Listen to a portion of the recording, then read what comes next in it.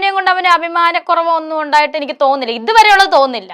നാളെ എന്താവും എനിക്കറിയില്ല. ഞാനിപ്പോ പറഞ്ഞ പോലെ, നേരത്തെ പറഞ്ഞ പോലെ എക്സ്ട്രീം ലെവലിൽ പോയി കഴിഞ്ഞാൽ ചിലപ്പോൾ അവൻ പറയായിരിക്കും. പക്ഷെ അത് ഈ രേണുവിന്റെ കോൺഫിഡൻസ് അല്ലേ, പൊട്ടക്കണറ്റിലെ തവളകൾ എന്ന് പറയുമ്പോഴത്തേക്ക് പുറത്തെ ലോകമൊന്നുമല്ല, തങ്ങളുടെ ലോകമാണ് ചുറ്റിനും, അത് ഏറ്റവും ഗ്രേറ്റ് എന്നാണ് ചിന്തിക്കുന്നത്. അങ്ങനെ ഒരു രീതിയാണോ രേണു അവലംബിക്കുന്നത്? ഞാൻ എന്റെ ലോകം ഗ്രേറ്റ് ആണെന്നല്ല പറയുന്നത്, ഞാൻ ചില നിലപാടുകൾ എടുക്കുന്നത് എനിക്ക് അനുയോജ്യമായിട്ടുള്ള കാര്യങ്ങളാണ്.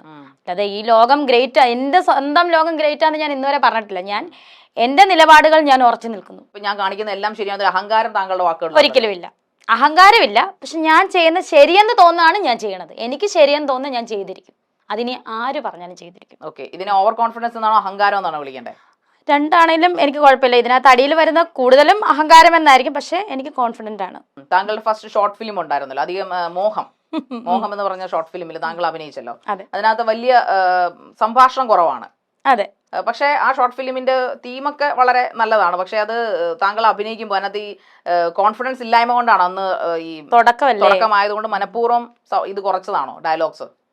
എനിക്കറിയില്ല, അത് ഡയറക്ടറിനല്ലേ അറിയത്തുള്ളൂ. അവർ പറഞ്ഞ പോലെ നമ്മൾ ചെയ്തു. താങ്കളുടെ എക്സ്പ്രഷൻ താങ്കൾ എപ്പോഴെങ്കിലും കണ്ണാടിയോ നോക്കാറുണ്ടോ? ഇല്ല, ഇല്ല.